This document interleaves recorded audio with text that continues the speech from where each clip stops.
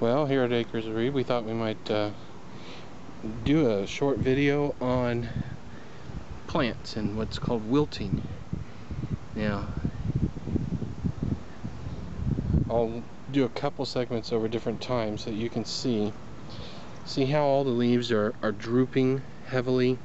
They're kind of shriveling up and they look kind of wrinkly. I'll show you some of these over here too.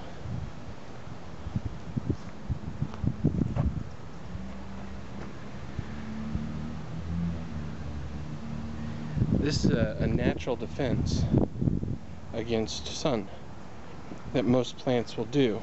Not all, you know, these carrots aren't doing it, the basil's not doing it, but things that have a lot of big leaf foliage like tomatoes and bell peppers and hot peppers, etc.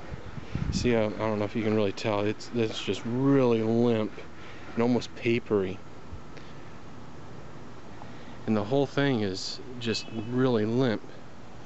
And it was all perky this morning. And what happens is, and the sun gets pretty hot, the moisture will start to go back down the vines into the roots to help preserve it.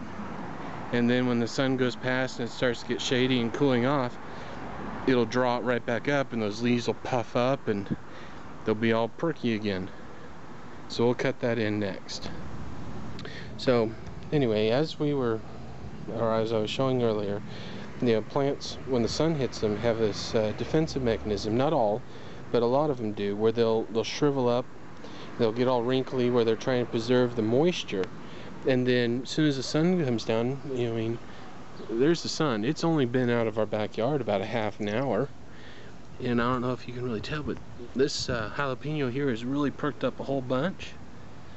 Didn't take it very long at all. And then these bell peppers over here, same thing. This one, as the sun comes out, because of the shadow, this has only been out of the sun maybe 10 minutes, but it's already perking up quite a bit too. Not quite as much as these have already, because these are really perky. But another 10 minutes or so, that'll look good.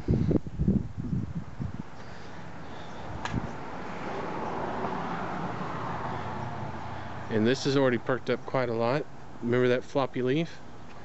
Do you see how much that's perked up? It was just laying down like this, all wilted, but now it's perked up.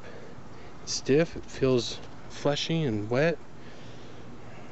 All of our tomatoes have done the same thing. And because of where the shadow lies, this has only been out of the sun for about 20 minutes. And by morning, all the leaves are standing up and they're actually pushing against the top here, and they're all just flush with water. And you know, remember, the morning is the best time to water. If you have water on the ground at night, it actually attracts the slugs and snails and stuff, and insects that you don't want. So try to water in the morning if you can. I mean, not everyone's a morning person, but try to, and that really helps. Also, because all the plants have perked up over the night from that hot sun, they're looking for that water. They're ready for the moisture to come in so that during the day they can perspirate it, and that helps them cool. If you've starved them of water during the day because you're going to water at night, that can actually slow the growth of them because they don't have as much water in them to evaporate and cool them. So, well, here we are in the morning. It's actually not real early morning.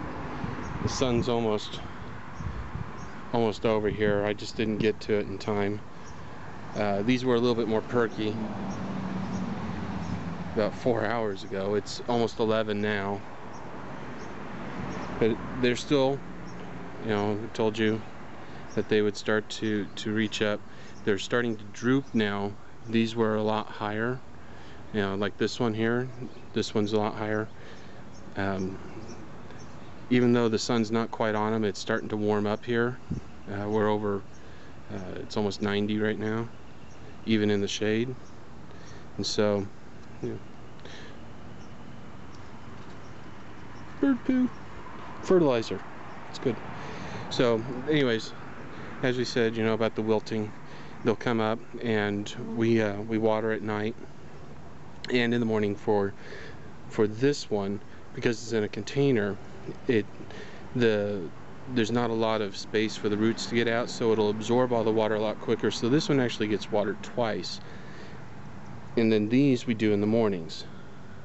You still see it's nice and wet. And they're taking up the water real nice. They're coming up. Anyway, I hope that you learned something about wilting, and don't panic if they start to wilt in the heat and the sun. They'll come back. Just make sure you water them really good in the morning. Be a cloud watcher.